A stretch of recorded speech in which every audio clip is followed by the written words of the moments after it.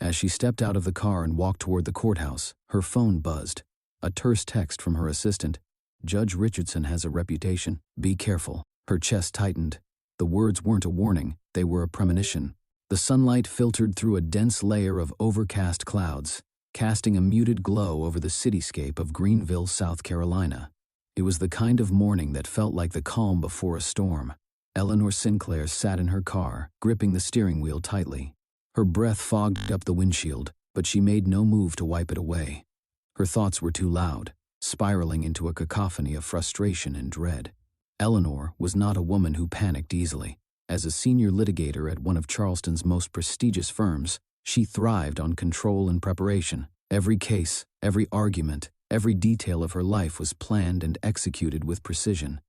Yet today, everything seemed to be unraveling. A last-minute emergency at work had thrown off her schedule, leaving her scrambling to make it to this hearing, one she couldn't afford to miss.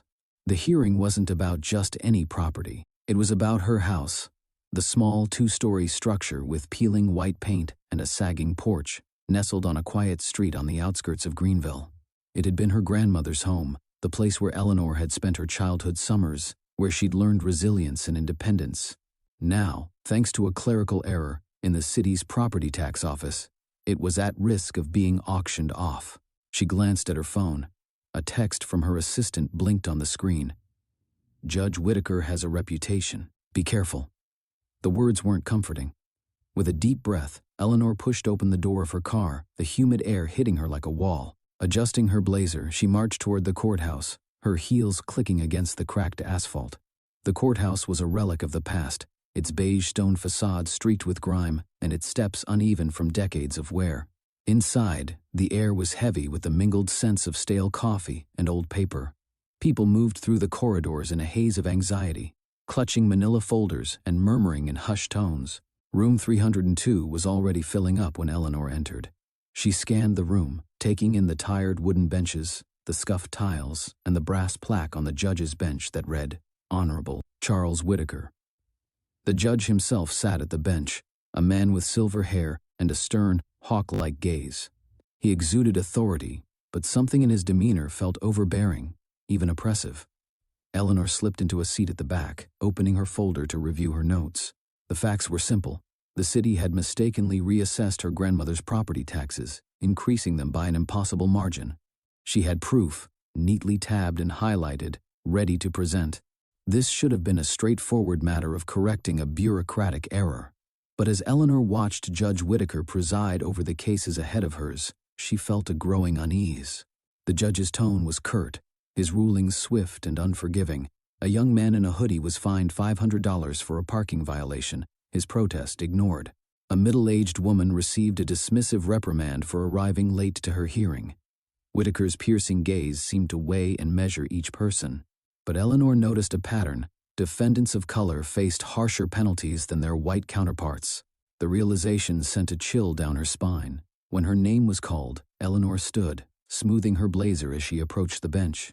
She met the judge's gaze with quiet confidence, holding her folder tightly in her hands. "You're late, Miss Sinclair," Whittaker said, his voice sharp. "Do you think this court's time is less valuable than your own?" Eleanor's stomach tightened, but she kept her expression neutral. "My apologies, Your Honor. I was delayed by an urgent matter at my office." Whittaker's expression didn't soften. "Excuses are not acceptable in this courtroom. Your tardiness is a violation of protocol. You are fined $750 for contempt." The words fell like a gavel strike, reverberating through the silent courtroom. Eleanor's jaw clenched, but she gave a measured nod. "Understood, Your Honor," she said evenly, though the injustice burned in her chest. "Now, present your case," Whittaker said, leaning back in his chair.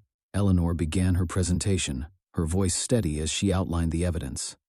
She presented financial records, official correspondence, and clear proof of the city's error. The judge listened, his expression unreadable, but his disinterest was palpable. When he finally spoke, it was with a grudging acknowledgement. "Very well," he said. "The court will review your documentation and issue a decision." As Eleanor left the courtroom, a mix of relief and indignation swirled within her. She had fought for her grandmother's house and presented an airtight case, but the experience left her unsettled. Judge Whittaker's demeanor, His swift judgment, and the patterns she had noticed, lingered in her mind. In the hallway, a middle-aged black man approached her cautiously. "You spoke up in there," he said quietly. "Most people don't." Eleanor frowned.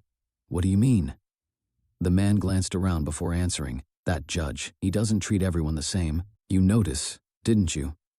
Eleanor nodded slowly. The man's words confirmed what she had already suspected. She thanked him and watched as he walked away, a sense of purpose building within her. This wasn't just about her grandmother's house anymore. Something larger was at play, and Eleanor knew she couldn't ignore it. Eleanor couldn't shake the unease that had settled in her chest as she drove away from the courthouse. Judge Whitaker's behavior lingered in her mind.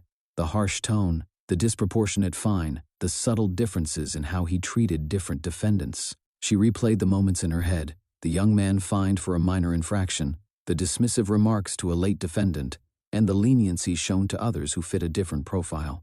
When she reached her office, Eleanor closed the door and sat at her desk, spreading out her notes from the courtroom. She began jotting down details, creating a chart of the cases she'd witnessed that day. The pattern was undeniable. Certain individuals seemed to receive harsher treatment, and it wasn't random. Her assistant, Mark, knocked lightly and poked his head in. "You've been quiet since the courthouse," he said, stepping inside. "How did it go?" "I presented my case, and the judge said he'd review it," Eleanor replied. "But something's not sitting right with me." Mark raised an eyebrow. "What do you mean?" "Whitaker," Eleanor said, tapping her pen against her notes. "His rulings weren't consistent. I'm almost certain there's a bias, racial, socioeconomic, or both. I saw it today, and I need to find out if it's a pattern." Mark pulled up a chair. "Are you sure you want to dig into this? If there's something to it, it won't just be a legal battle. It could get messy." Eleanor nodded firmly. "Messy or not, it needs to be addressed. If you're interested, don't forget to subscribe and like it." A surprising ally the next morning, Eleanor received an unexpected email. The subject line read, "Judge Whitaker." Inside was a single sentence, "You're not wrong. There's more to the story." The email was signed with the initials DB. Attached was a link to a secure file-sharing site, and Eleanor hesitated before clicking. When she finally opened it, she found a series of scanned documents, case rulings, payment records, and even internal memos. Her heart raced as she skimmed through them. They hinted at something far more serious than just bias. There were payments funneled through shell accounts, suspiciously lenient rulings for repeat offenders tied to influential firms, and emails that suggested kickbacks. Eleanor called Mark into her office, showing him the files. "This is bigger than I thought," she said. "It's not just bias, it's corruption." Mark frowned as he scrolled through the documents. "Who sent these?" "I don't know. Whoever they are, they know Whitaker's court inside out," Eleanor replied.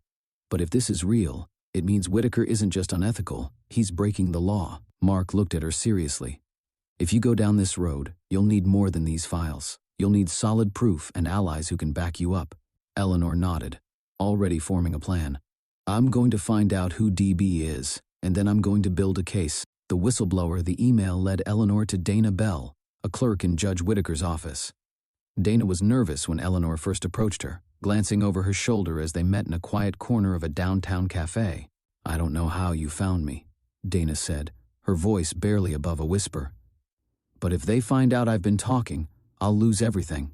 "Dana, I'm not here to put you in danger," Eleanor reassured her. "I just need to understand what's going on in Whitaker's court. I've seen enough to know that something's wrong." Dana hesitated before nodding. "It's bad," she admitted. "I've been working there for years, and I've seen it all. The bias, the favoritism, the money changing hands. Whitaker isn't acting alone. There's a whole network behind him. Law firms, developers, even politicians. They all benefit from his rulings." Eleanor's stomach turned.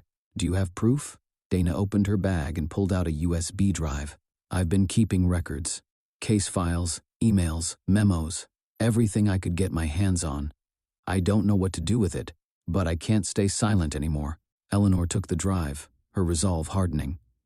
"You did the right thing, Dana. I'll make sure this gets handled the right way." Building the case over the next week, Eleanor dove into the files Dana had provided. The evidence was damning. Patterns of disproportionate fines and rulings, financial transactions that pointed to bribes, and emails that revealed the inner workings of a corrupt system. Whitaker's court wasn't just biased, it was a profit machine, benefiting the powerful at the expense of the vulnerable. Eleanor began assembling a team. She reached out to Julian Reyes, an investigative journalist known for exposing corruption, and to a former prosecutor who specialized in white-collar crime.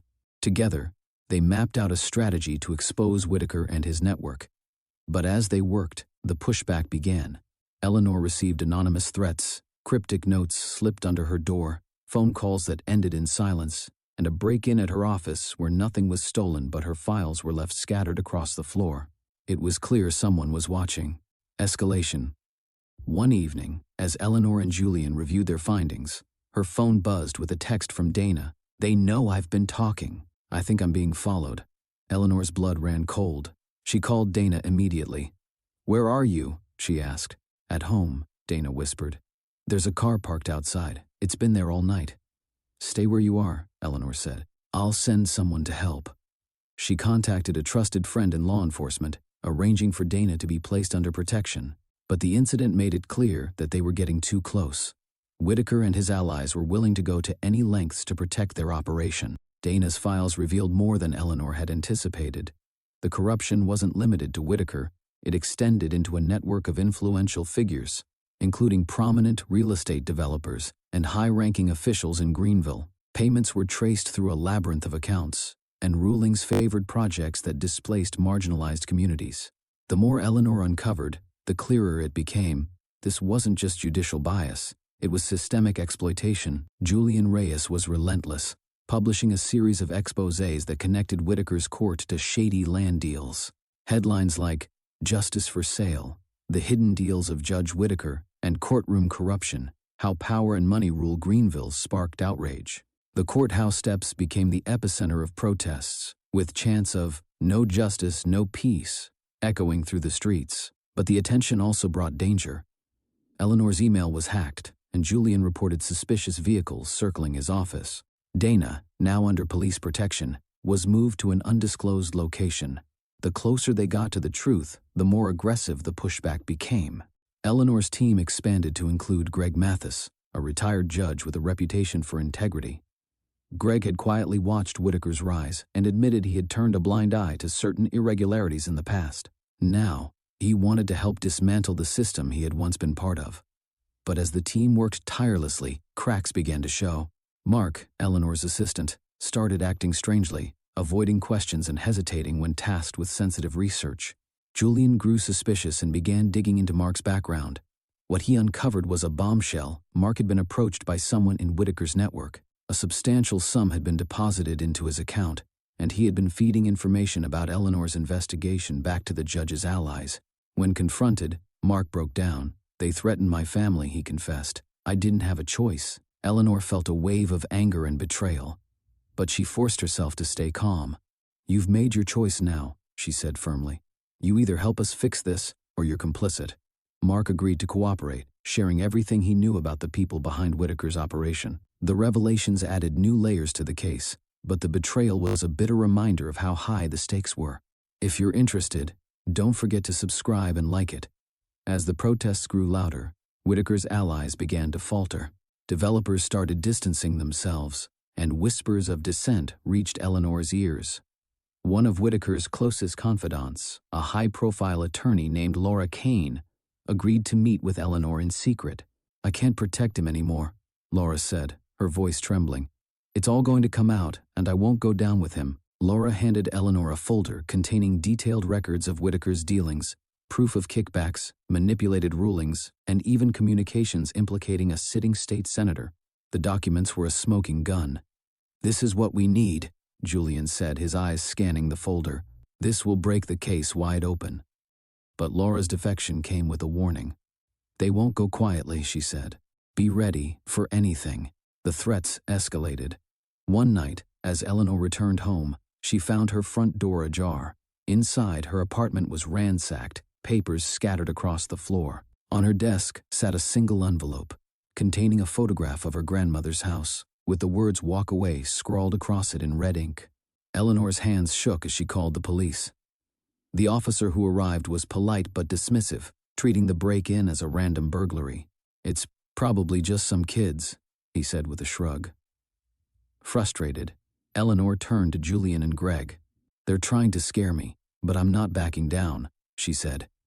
"If anything, this proves we're on to something." The team redoubled their efforts, working around the clock to compile a bulletproof case. They plan to take their findings to the Judicial Review Commission and the Department of Justice, ensuring that Whitaker and his network faced accountability. The culmination of their work came with a grand jury investigation. Whitaker was subpoenaed to testify, and the courthouse buzzed with anticipation as reporters, protesters, and curious onlookers gathered outside. Inside, the tension was palpable. Eleanor watched as the prosecutor laid out the case, presenting the evidence her team had painstakingly gathered. Emails, financial records, and testimony from Dana and Laura painted a damning picture. Whitaker's defense crumbled under the weight of the evidence, and his composed facade began to crack. The final blow came when Greg Mathis took the stand, providing an insider's perspective on the systemic corruption that had plagued Greenville's courts for years.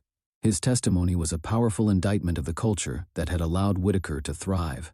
By the end of the proceedings, the grand jury handed down multiple indictments, not just against Whitaker, but also against several of his collaborators. The network was finally exposed. Whitaker's resignation was headline news, but for Eleanor, the victory was bittersweet. The fight had taken a toll on her personal life, her sense of security, and her faith in the system. Yet, as she stood on the courthouse steps, watching the protests give way to celebrations, she felt a sense of pride. Dana, now a vocal advocate for judicial reform, stood beside her. "We did it," she said, her voice filled with emotion. Eleanor nodded, a small smile forming on her lips. "We did, but this is just the beginning." In the months that followed, reforms swept through Greenville's courts. Transparency measures, independent oversight, and community input became cornerstones of the new system. Eleanor's fight inspired similar movements in other cities, sparking a wave of change. And while the scars of the battle lingered, Eleanor knew she had made a difference. Her grandmother's house still stood, its peeling paint a testament to resilience.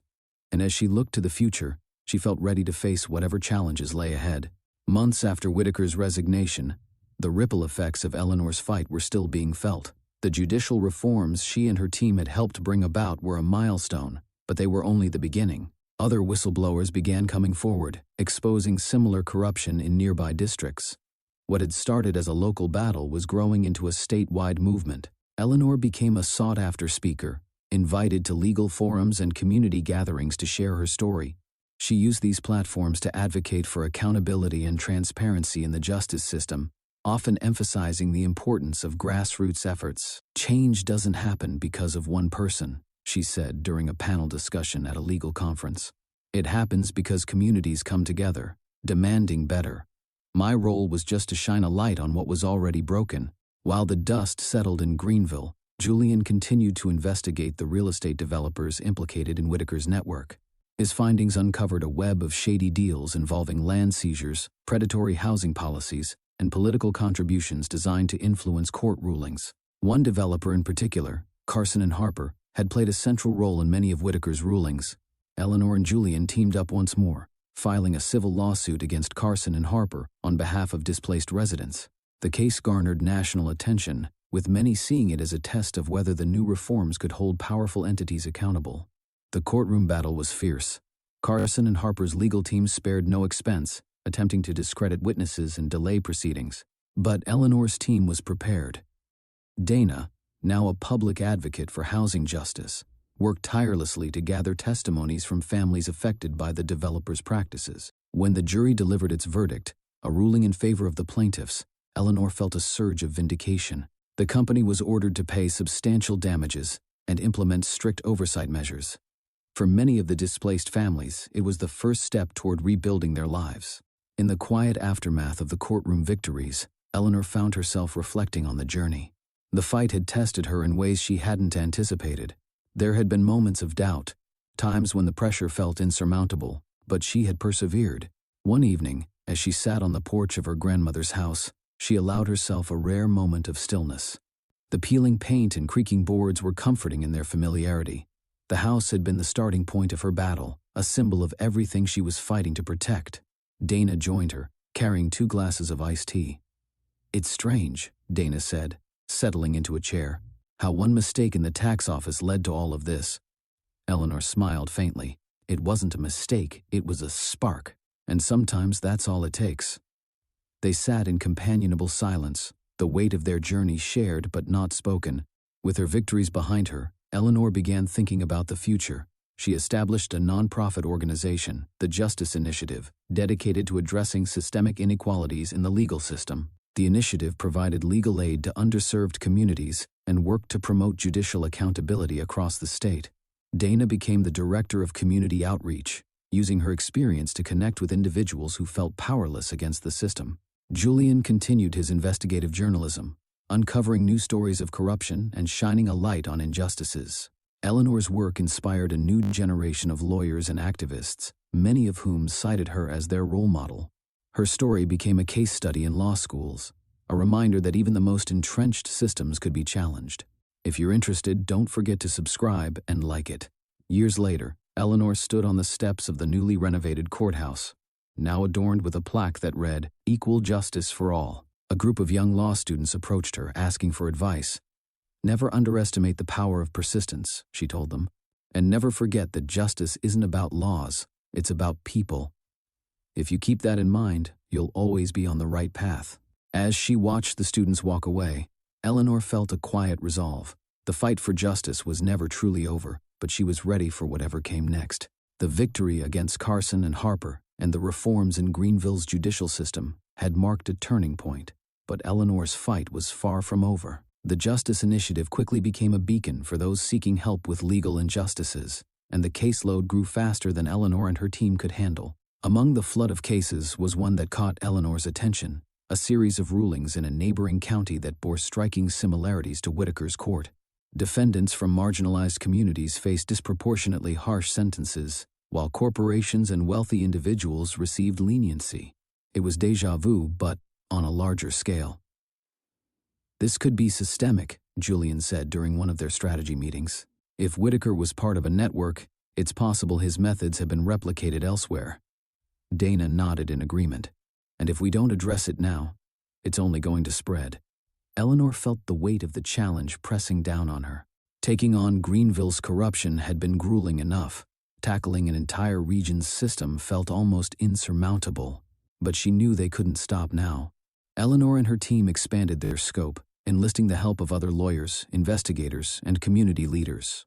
They began collecting data from courthouses across the state, identifying patterns of bias and irregularities in sentencing. It wasn't long before they uncovered another key player, Judge Nathaniel Greer. Greer, a charismatic and well-connected judge in neighboring Anderson County, had a spotless public record, but behind the scenes, his rulings favored corporations tied to campaign donors, and his court fees disproportionately burdened the poor. Whistleblowers provided evidence of kickbacks, secret meetings, and even direct communication with developers eager to clear land for lucrative projects. Unlike Whitaker, Greer was careful. His tracks were harder to follow, his network more insulated, but Eleanor knew that exposing him would strike a significant blow against the system they were fighting. If you're interested, don't forget to subscribe and like it. As the investigation gained momentum, Eleanor found herself grappling with the personal toll of her work. Late nights and constant travel left her physically exhausted and emotionally drained. Her relationships suffered. Calls to friends went unanswered, and she realized how much distance had grown between her and the people she cared about. Her grandmother's house, once a refuge, now felt like a symbol of everything she had sacrificed. Sitting on the porch one evening, Eleanor called her sister Lisa, who lived out of state. "I miss you," Eleanor said, her voice soft. Lisa hesitated before replying.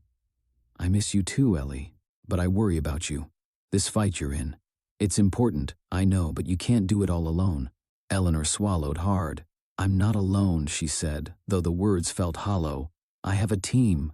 "Even the strongest teams need breaks," Lisa replied. "Just promise me you'll take care of yourself."